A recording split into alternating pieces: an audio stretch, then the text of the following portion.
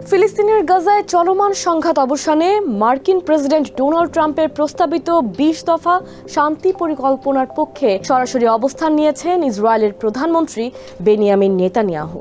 তবে আনুষ্ঠানিকভাবে পরিকল্পনাটি গ্রহণের কয়েক ঘন্টা পরই হিব্রু ভাষায় দেওয়া এক বক্তৃতায় তিনি বলেন, ফিলিস্তিনি রাষ্ট্রের সঙ্গে কোনো চুক্তিতে একমত নই। গাজার অধিকাংশ এলাকায় থাকবে ইসরায়েলি সেনাবাহিনী। সবার মধ্যে ধোঁয়াশা সৃষ্টি করেছে তার এই মন্তব্য। প্রশ্ন উঠেছে, নেতানিয়াহু কি আদৌ সংঘাতের ইতি টানতে প্রস্তুত, নাকি যুদ্ধ আরও দীর্ঘায়িত করার নতুন কোনো পথ খুঁজছেন তিনি? ট্রাম্পের ২০ দফার শান্তি পরিকল্পনাটি কাগজে কলমে নেতানিয়াহুর অনেক দাবি পূরণ করে। বন্দীদের ফেরানোর প্রতিশ্রুতি, হামাসকে সামরিক ও রাজনৈতিকভাবে দুর্বল করে দেওয়া এবং গাজায় অস্থায়ী আন্তর্জাতিক প্রশাসন গঠনের কথা রয়েছে এতে, যা ইসরায়েলের সুরক্ষা নিশ্চিত করবে। এসব দিক থেকে এই পরিকল্পনা নেতানিয়াহুর বক্তব্যের সঙ্গে সামঞ্জস্যপূর্ণ। তাই আনুষ্ঠানিকভাবে নেতানিয়াহুর জন্য এটি এক বড় অর্জনও বলা যায়। ট্রাম্পের ২০ দফা গাজা শান্তি পরিকল্পনা নেতানিয়াহুকে বিজয়ী যুদ্ধনেতা হিসেবে দেখানোর সুযোগ দিলেও বাস্তবে পরিস্থিতি মোটেও সহজ নয়। কারণ বহু বছর ধরে যুদ্ধকে নিজের রাজনৈতিক শক্তি হিসেবে ব্যবহার করে আসছেন নেতানিয়াহু। যুদ্ধ চালিয়ে তার দেশের ভেতরে রাজনৈতিক ঐক্য ধরে রেখেছেন তিনি। এখন সেই কৌশল থেকে সরে এসে শান্তি ঘোষণা করলে তীব্র অভ্যন্তরীণ প্রতিক্রিয়ার মুখে পড়তে হতে পারে তাকে। দুর্নীতির মামলা চলছে নেতানিয়াহুর বিরুদ্ধে।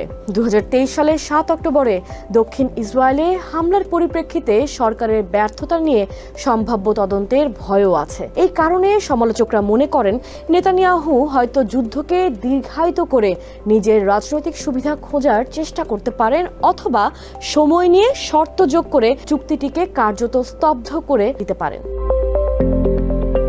মার্কিন প্রেসিডেন্ট ট্রাম্পের সমর্থন নেতানিয়াহুর জন্য আন্তর্জাতিকভাবে শক্তি হিসেবে কাজ করতে পারে, কিন্তু সেটা স্থায়ী নয়। বিশ্লেষকরা বলেছেন, ট্রাম্প সবসময় নেতানিয়াহুর পাশে থাকবেন না।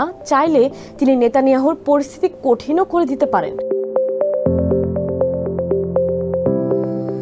নেতানিয়াহুর মন্ত্রিসভায় উগ্র ডানপন্থী সদস্যদের ভূমিকা গুরুত্বপূর্ণ। জাতীয় নিরাপত্তা মন্ত্রী ইতামার বেন-গভি ও অর্থমন্ত্রী বেজালেল স্মোট্রিচ সহ অনেক ডানপন্থী প্রভাবশালী নেতা গাজার উপর যুদ্ধ আরও জোরদার হওয়ার এবং গাজা পূর্ণ দখল ও ফিলিস্তিনিদের স্থানান্তরের করা নীতির পক্ষে। তাই তারা ট্রাম্পের এই শান্তি পরিকল্পনাকে পুরোপুরি প্রত্যাখ্যান করেছেন।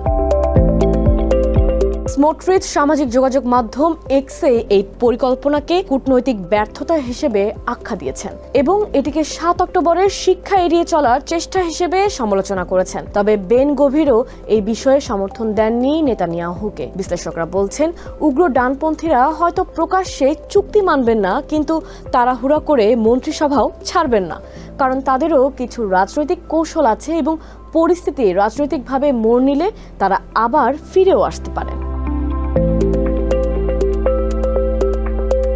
নেতানিয়াহুর সামনে এক কড়া বাস্তবতা রয়েছে।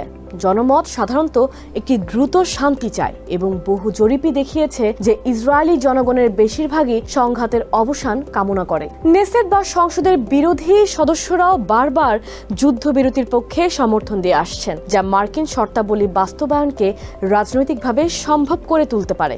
তবুও নেতানিয়াহু ডানপন্থী মিত্রদের সমর্থন ধরে রাখতে চাচ্ছেন, ফলে তিনি কোনো বদ্ধমূল সিদ্ধান্ত নিলে সরকারে ফাটল পড়ার সম্ভাবনা রয়েছে। নেতানিয়াহু হয়তো এই পরিকল্পনাটিকে ধীরে ধীরে মেরে ফেলবেন বলে আশঙ্কা করছেন বিশ্লেষকরা। তাদের ভাষ্য অনুযায়ী তিনি বলবেন যে পরিকল্পনাটি মনোযোগ দিয়ে পর্যবেক্ষণ ও বিশ্লেষণ করতে হবে। কিছু নিরাপত্তা উদ্বেগ রয়ে গেছে এবং সেগুলো সমাধান করা প্রয়োজন। একই সঙ্গে তিনি গাজার বিরুদ্ধে সামরিক অভিযান আরও তীব্রতর করে উঠতে পারেন এবং ইরানের বিরুদ্ধে কঠোর অবস্থান নিতে পারেন। নেতানিয়াহু হয়তো ভাবছেন, কয়েক সপ্তাহের মধ্যেই পরিস্থিতি বদলে গেলে আন্তর্জাতিক মনোযোগ কমে যাবে এবং চুক্তি কার্যত কার্যকর হবে না। অন্যদিকে যদি পরিস্থিতি রাজনৈতিকভাবে নেতানিয়াহুর পক্ষে যায়, তিনি নির্বাচনী কৌশলে এই চুক্তি ব্যবহার করে নিজেকে শক্ত অবস্থায় তুলে ধরার চেষ্টা করতে পারবেন।